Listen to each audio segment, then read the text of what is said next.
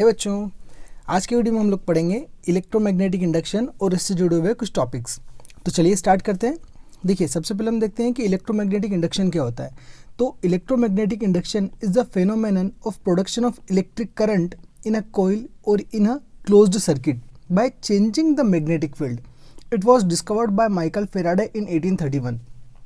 देखिए, अभी तक हम लोग पढ़ रहे थे कि जब भी किसी वायर के अंदर करंट फ्लो होता है तो करंट फ्लो होने की वजह से उस वायर के अंदर मैग्नेटिक फील्ड जनरेट हो जाता है। ठीक है, अभी तक अपने सारे कॉन्सेप्ट इस चीज़ से रिलेटेड पढ़े हैं। अब अपने को क्या देखना है कि अगर अपने पास में मैग्नेटिक फील्ड है तो मैग्नेटिक फील्ड में जब आप चेंज करोगे तो चेंज करने से करंट प्रोड्यूस होगा। ये कॉन्सेप्ट अब हमको पढ़ना है।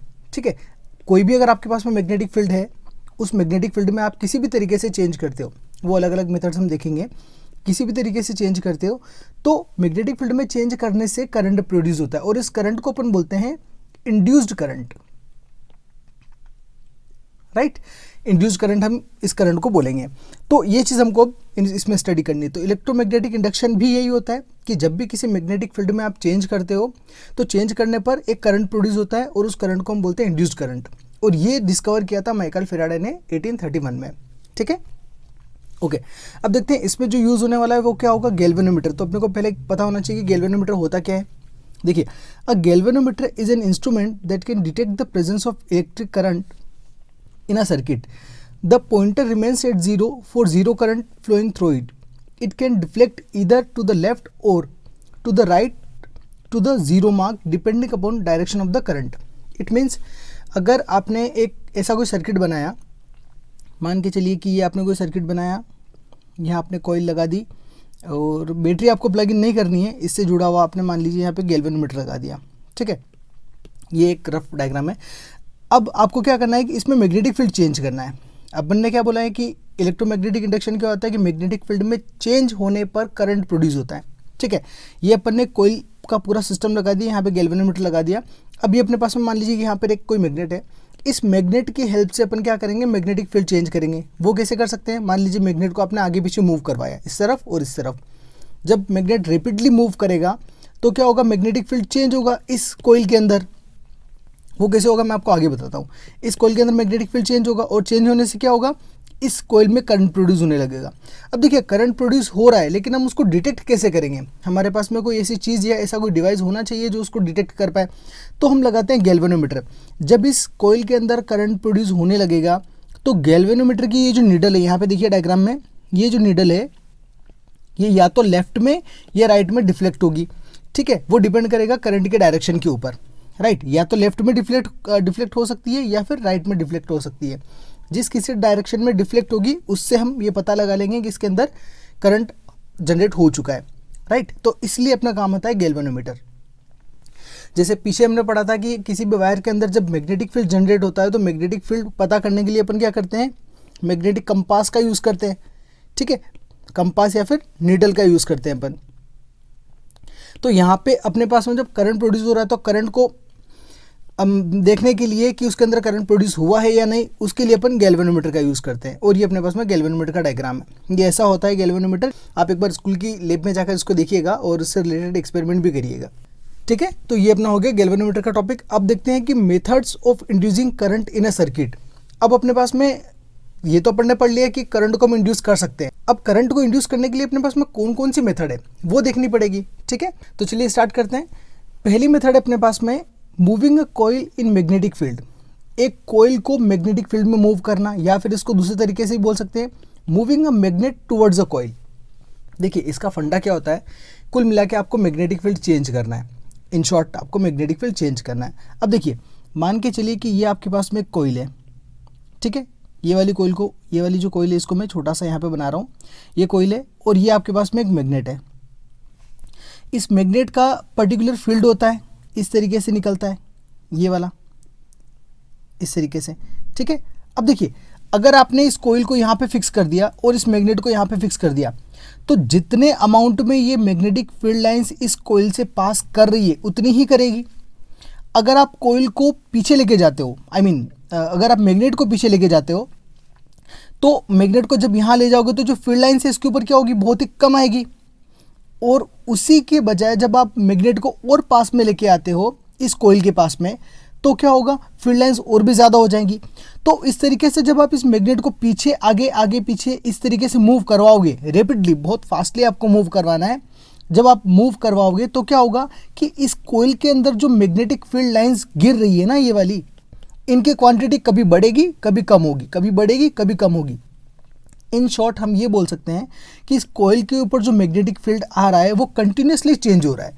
अब ये मैग्नेटिक फील्ड जब कंटिन्यूसली चेंज हो रहा है तो इस मैग्नेटिक फील्ड के चेंज होने की वजह से इस सर्किट के अंदर, ये वाला जो सर्किट है ना, इसके अंदर करंट फ्लो होने लगेगा, ठीक है, इस कॉइल के अंदर। और वो करंट हम इस गैल्वेनोमीटर से, यहाँ पे अपन ने गैल्वेनोमीटर लगा रखा है, इस गैल्वेनोमीटर की हेल्प से डिटेक्ट कर पाएंगे कि इसके अंदर करंट फ्लो हो रहा है या नहीं हो रहा है, ठीक है। तो ये जो पहला वाला मेथड है ये वही है, moving a coil in magnetic field, एक कोयल को मैग्नेटिक फील्ड में मूव करो, या फिर moving a magnet towards a coil, दोनों में से कोई भी एक चीज़ मूव करनी है। देखिए, या तो आप मैग्नेट को मूव करवा सकते हो या आप कोयल को मूव करवा सकते हो, उससे कोई फर्क नहीं पड़ेगा। और हो सकता है आप दोनों को मूव करवाओ, लेकिन आपको दोनों को अगर मूव करवाना है तो ऐसे करवाना है कि इन दोनों के बीच में कुछ रिलेटिव मोशन होना चाहिए। रिलेटिव मोशन मतलब ऐसा नहीं कि आप कोयल को भी ऐसे मूव करवा रहे हो और मैग्नेट को भी ऐसे करवा रहे हो और सेम स्पीड से करवा रहे हो, तो इन दोनों के बीच में फिर मैग्नेटिक फील्ड चेंज नहीं होगा।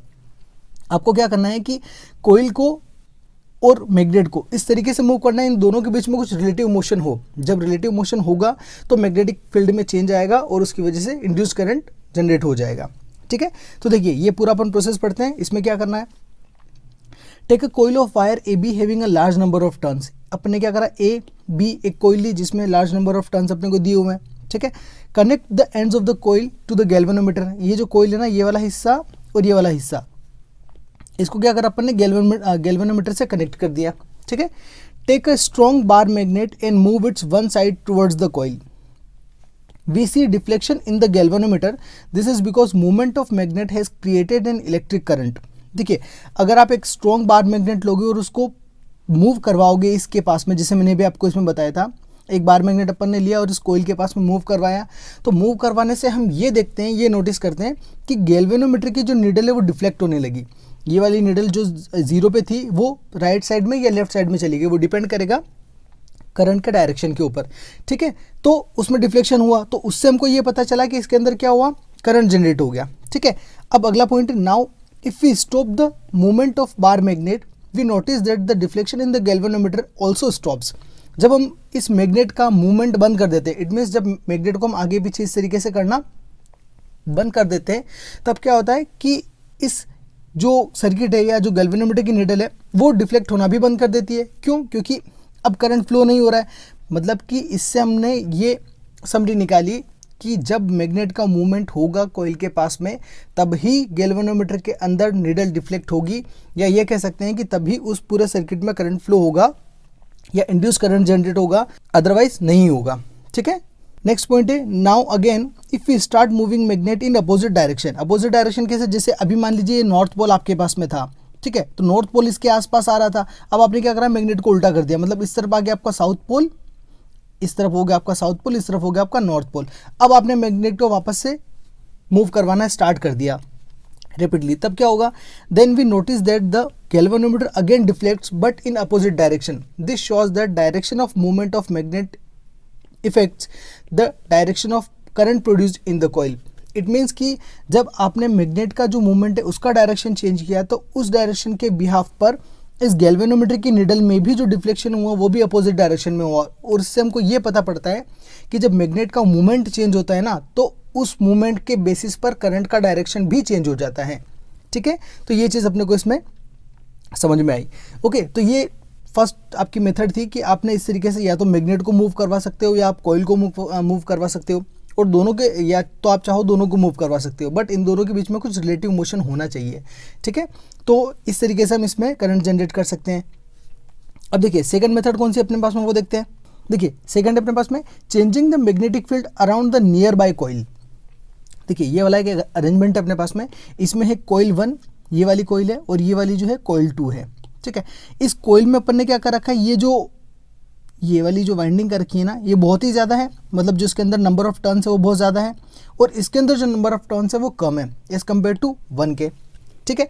अब यहाँ पे क्या करना है कि इस वाली जो कॉइल को अपन ने क्या करा, प्लस और माइनस यानी कि बैटरी से कनेक्ट कर दिया और एक की से कनेक्ट कर दिया। कि इसलिए कि अपन चाहे तो इसमें करंट फ्लो करवाएं, चाहे तो करंट फ्लो नहीं करवाएं। अब इसका जो डेफिनेशन है, मतलब इसकी जो हेडिंग है अपने पास में, ये इसने ये बोला है कि changing the magnetic field around a nearby coil. It means हम क्या करेंगे कि कॉइल 2 के अंदर गैल्वेनोमीटर ऐड कर देंगे। अब कॉइल 2 में आपने गैल्वेनोमीटर लगा दिया, कॉइल 1 में आपने बैटरी लगा दी। इट मीन्स कॉइल 1 के अंदर आप करंट फ्लो करवा सकते हो। जब कॉइल 1 के अंदर करंट फ्लो होगा तो अपने को ये चीज़ पता है कि करंट फ्लो होने की वजह से इसके अंदर मैग्नेटिक फील्ड जनरेट हो जाएगा, क्योंकि जब भी किसी वायर के अंदर करंट फ्लो होता है उसके अंदर मैग्नेटिक फील्ड जनरेट हो जाता है।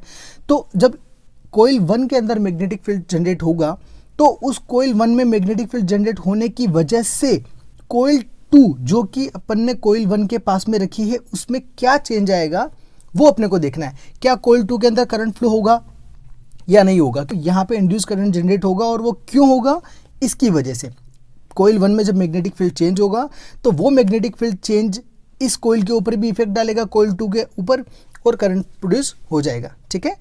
Consider 2 coils where coil 1 is primary coil having large number of turns and coil 2 is secondary coil having less number of turns as compared to coil 1। ठीक है, पहली वाली में लार्ज नंबर ऑफ टर्न्स है और दूसरी वाली में लेस नंबर ऑफ टर्न्स है।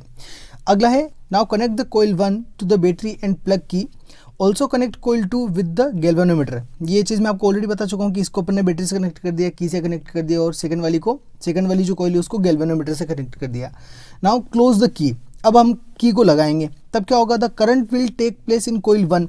मतलब जब आपने की को लगाया, या फिर इसको ऐसे बोल सकते हो जब आपने स्विच ऑन कर दिया तब कॉइल 1 के अंदर क्या होगा, करंट फ्लो होने लगेगा। ठीक है, and due to this the needle of galvanometer instantly jumps to one side and just as quickly return to zero. जैसे ही आपने की लगाई यहाँ पे तो इसके अंदर क्या होगा, करंट प्रोड्यूस होगा, और करंट प्रोड्यूस होने पर ये जो सेकंड वाली कॉइल है ना, सेकंड वाली कॉइल का जो गैल्वेनोमीटर की नीडल है वो डिफ्लेक्ट होगी। देखिए करंट इसके अंदर प्रोड्यूस हुआ है और डिफ्लेक्शन किसके अंदर हुआ, इसके अंदर। ठीक है, indicating a momentary current in coil 2। It means इससे क्या समझ में आया कि जैसे अपन ने इसमें की लगाई, कॉइल 1 के अंदर की लगाई, कॉइल 1 पे की लगाने पर सेकेंडरी जो कॉइल है उसके अंदर मोमेंट्री करंट जनरेट हुआ। मोमेंट्री मतलब उस इंस्टेंट के लिए करंट जनरेट हुआ। ठीक है, जैसे आपने की लगाई वैसे। Okay, this is because when the current in the first coil is changes, the magnetic field associated with also changes. Thus, the magnetic field lines around the secondary coil also changes. Hence, the change in magnetic field lines associated with the secondary coil is the cause of induced current in it. It means देखिए पहली वाली coil में जब current generate हुआ, ठीक है, मतलब अपन ने क्या करा, यहाँ पे की लगाई या स्विच ऑन करा, स्विच ऑन करते से इसके अंदर करंट जनरेट होने लगेगा, करंट आई फ्लो हुआ, तो करंट आई फ्लो होने की वजह से इसके अंदर मैग्नेटिक फील्ड जनरेट होगा। ठीक है, अब इसके अंदर जब मैग्नेटिक फील्ड जनरेट हुआ तो वो मैग्नेटिक फील्ड क्या होगा, उस मैग्नेटिक फील्ड की कोई लाइंस होगी पर्टिकुलर इस तरीके से। अब ये लाइंस क्या करेगी, इस कॉइल के ऊपर गिरेगी सारी। ठीक है, एकदम गिरेगी, क्योंकि जैसे आपने की स्विच ऑन करी वैसे ही मैग्नेटिक फील्ड लाइंस की लाइन आएगी, इंस्टेंटली आएगी, और इंस्टेंटली जब इसके ऊपर ये मैग्नेटिक फील्ड लाइंस गिरेगी तो इस कॉइल के अंदर क्या होगा, इंड्यूस्ड करंट जनरेट हो जाएगा। पीछे वाले टॉपिक में भी अपन ने ही पढ़ा था कि मैग्नेट को अपन मूव करवाते हैं तो उससे क्या हो रहा है कि मैग्नेटिक फील्ड लाइंस चेंज हो रही है, और मैग्नेटिक फील्ड लाइंस चेंज होने की वजह से उसके अंदर करंट प्रोड्यूस हो रहा है। तो यहाँ पर भी क्या हो रहा है, इसके अंदर सडनली मैग्नेटिक फील्ड लाइंस आई, सडनली जब मैग्नेटिक फील्ड लाइंस आई तो इसके अंदर करंट फ्लो होने लगा, और वही करंट गैल्वेनोमीटर में नीडल में डिफ्लेक्शन के फॉर्म में अपने को नोटिस हो जाता है। ठीक है, ये टॉपिक है। अब देखिए नेक्स्ट अपने पास पॉइंट है, now disconnect the coil 1 from the battery, the needle momentarily moves but in the opposite direction. It means that now the current flow in the opposite direction in coil 2. अब क्या करेंगे कि जैसे आपने switch निकाला, मतलब जैसे आपने स्विच ऑफ कर दिया या फिर की निकाल दी, तो कोइल 1 के अंदर क्या हो जाएगा, करंट का प्रोडक्शन बंद हो जाएगा, मतलब करंट फ्लो होना बंद हो जाएगा कोइल 1 में, क्योंकि सर्किट क्या हो गया आपका, ओपन सर्किट हो गया, तो अब करंट फ्लो नहीं होगा। अब जैसे इसके अंदर करंट फ्लो होना बंद हो जाएगा वैसे ही कोइल 2 के अंदर जो करंट फ्लो होगा इंस्टेंटली बहुत कम टाइम के लिए अपोजिट डायरेक्शन में फ्लो होगा। और ऐसा क्यों होता है, क्योंकि फिर से क्या हुई, मैग्नेटिक फील्ड लाइंस चेंज हुई। इसमें एक चीज़ आपको ये नोटिस करनी है कि आपने जैसे कोइल 1 के अंदर जब की लगाई तो की लगाने के बाद कुछ सेकेंड के लिए ही कोइल 2 के अंदर करंट फ्लो होगा, वापस जीरो पे आ जाएगा, कंटिन्यूसली करंट फ्लो नहीं होता रहेगा, क्योंकि एक बार जब आपने की लगा दी तो जो मैग्नेटिक फील्ड लाइंस है वो फिक्स हो जाएगी, और मैग्नेटिक फील्ड लाइंस अगर फिक्स हो गई तो फिर करंट फ्लो नहीं होता, मतलब कि सेकेंडरी कॉइल के अंदर इंड्यूस करंट जनरेट नहीं होगा, वो मैग्नेटिक फील्ड चेंज होने पर ही होगा। आपको या तो क्या करना है, की को बार बार लगाओ और इंसर्ट करो और निकालो, इंसर्ट करो और निकालो, इंसर्ट करो और निकालो। उससे क्या होगा, कंटिन्यूसली मैग्नेटिक फील्ड चेंज होता रहेगा और उसके अंदर करंट फ्लो होता रहेगा। आप जब की लगाओगे तब एक तो करंट फ्लो होगा, और जब की निकालोगे तब इस सेकेंडरी कॉइल में इंड्यूस करंट जनरेट होगा। ठीक है, ये चीज़ आपको ध्यान रखनी है। ओके, तो ये आपका टॉपिक खत्म। इट मीन्स अपन ने क्या करा कि अभी तक अपन ने ये चीज़ देखी कि जब भी मैग्नेटिक फील्ड चेंज होगा, इन शॉर्ट आपको अगर इंड्यूस्ड करंट जनरेट करना है तो आप मैग्नेटिक फील्ड में चेंज करो, चाहे जैसे करो, उसके कॉइल के आसपास। अगर मान लीजिए कोई भी कॉइल है, आपने ये वाली कॉइल पूरी लगा दी, इस कॉइल के आसपास आपको मैग्नेटिक फील्ड में चेंज करना है। ठीक है, जैसे ही मैग्नेटिक फील्ड में आप चेंज करते रहोगे वैसे ही इसके अंदर इंड्यूस करंट जनरेट होगा, और मैग्नेटिक फील्ड में चेंज होना बंद हो गया तो इसके अंदर इंड्यूस करंट जनरेट नहीं होगा। ठीक है, अभी तक अपन ने ये चीज़ देखी। चलिए अब आगे देखते हैं। नेक्स्ट अपने पास में फ्लेमिंग्स राइट हैंड रूल। अब देखिए ये क्या होता है, in electromagnetic induction we can induce current by 2 different methods. पहला कौन सा था अपने पास में, moving a coil in magnetic field or moving magnet towards a coil. दूसरा था changing the magnetic field around a nearby coil. It means ये रूल क्या बोल रहा है कि इलेक्ट्रोमैग्नेटिक इंडक्शन के अंदर अपन ने 2 मेथड से इंड्यूस करंट को जनरेट करने का तरीका सीखा। ठीक है, अब जो इंड्यूस करंट आ रहा है ना अपने पास में, वो करंट कहाँ या कौन से डायरेक्शन दिखाएगा, तो उस करंट का डायरेक्शन क्या होगा, वो चीज़ डिटरमाइन करने के लिए हम फ्लेमिंग के राइट हैंड का रूल यूज़ करते हैं। तो देखिए, to determine the direction of induced current we use Fleming's right hand rule. मतलब उस इंड्यूस्ड करंट का जो आए अपने पास में आएगा इंड्यूस्ड करंट, उसका डायरेक्शन देखने के लिए अपन क्या करेंगे, इस राइट हैंड रूल का यूज़ करेंगे। अपन ने जो पहले पढ़ा था वो लेफ्ट हैंड रूल पढ़ा था, और उसमें अपन ने देखा था कि फोर्स का डायरेक्शन अपन कैसे फाइंड आउट करेंगे। तो फोर्स का डायरेक्शन के लिए लेफ्ट हैंड रूल यूज़ करते हैं, और इंड्यूस्ड करंट का डायरेक्शन पता करने के लिए राइट हैंड रूल का यूज़ करते हैं। ठीक है, तो ये क्या बोलता है, देखिए, it states that stretch the thumb, forefinger and middle finger of right hand so that they are perpendicular to each other. If the forefinger indicates the direction of magnetic field and thumb shows the direction of motion of the conductor, then the middle finger will show the direction of induced current. Note, Fleming's right hand rule is also known as dynamo rule. इसको dynamo rule भी बोलते हैं, ये आप ध्यान रख लीजिएगा। या कभी एग्जाम में अगर ऐसा आता है कि राइट द डायनामो रूल, तो भी आपको राइट हैंड रूल ही लिखना है। ठीक है, देखिए अब इस रूल को समझते हैं। ये क्या होता है, आपका जो राइट हैंड है, पहले उसमें अपन ने लेफ्ट हैंड यूज़ किया था, अब यहाँ पे क्या करेंगे, अपन राइट हैंड को यूज़ करेंगे। आपको राइट हैंड को इस तरीके से स्ट्रेच करना है जैसे कि मैंने पहले वाले वीडियो में बताया था। अगर आपको क्लियर देखना है तो वाला एक बार वीडियो देख लीजिएगा आप। अगर राइट हैंड रूल है अपने पास में, तो राइट हैंड रूल में अपने को क्या करना है कि अपना जो तीनों फिंगर्स है, तीनों फिंगर्स मतलब आपका जो थंब है वो ये वाला थंब, ये वाली जो आपको है फोर फिंगर, और ये आपकी मिडिल फिंगर। ठीक है, इन तीनों को इस तरीके से रखना है कि ये और ये एक दूसरे के ऊपर म्यूचुअली परपेंडिकुलर रहें। ठीक, अब जब ये तीनों म्यूचुअली परपेंडिकुलर होंगे तब आपका जो ये वाला जो फोर फिंगर है, इसको आपको उस डायरेक्शन में रखना है जिस डायरेक्शन में मैग्नेटिक फील्ड है। ये फिंगर जब आप मैग्नेटिक फील्ड में रखोगे, और थंब को वैसे रखना है जैसे जिस डायरेक्शन में मूवमेंट हो रहा है कॉइल का। ठीक है, जिस डायरेक्शन में जो कॉइल है वो मूवमेंट कर रही है, तो जो आपकी मिडिल फिंगर है वो ऑटोमेटिकली एक डायरेक्शन में आ जाएगी। जब इन दोनों का आप डायरेक्शन फिक्स कर दोगे तो जो मिडिल फिंगर है ऑटोमेटिकली एक डायरेक्शन फिक्स हो जाएगा इसका, मिडिल फिंगर का। तो जिस डायरेक्शन में मिडिल फिंगर आएगी वो वाला डायरेक्शन हो जाएगा आपका इंड्यूस्ड करंट का, मतलब उस डायरेक्शन में आपका इंड्यूस्ड करंट जनरेट होगा। ठीक है, ये चीज़ अपने को इससे पता पड़ती है। ओके, नेक्स्ट टॉपिक देखते हैं अपन, factors on which induced current depends. कौन कौन से फैक्टर्स है अपने पास में जिस पे इंड्यूस्ड करंट डिपेंड करता है, मतलब इंड्यूस्ड करंट जो डिपेंड कर रहा है वो किन किन चीज़ों के ऊपर डिपेंड कर रहा है, ये हमको पढ़ना है, कौन कौन से फैक्टर्स हैं। ठीक है, तो देखिए जिन जिन चीज़ों के ऊपर डिपेंड करेगा उन चीज़ों से क्या कर सकते हैं अपन, इंड्यूस्ड करंट को बढ़ा भी सकते हैं और उससे अपन कम भी कर सकते हैं। तो देखिए पहला जो पॉइंट है वो है the number of turns in the coil, number of turns के ऊपर डिपेंड करेगा। If coil has large number of turns then large induced current is produced in the closed coil.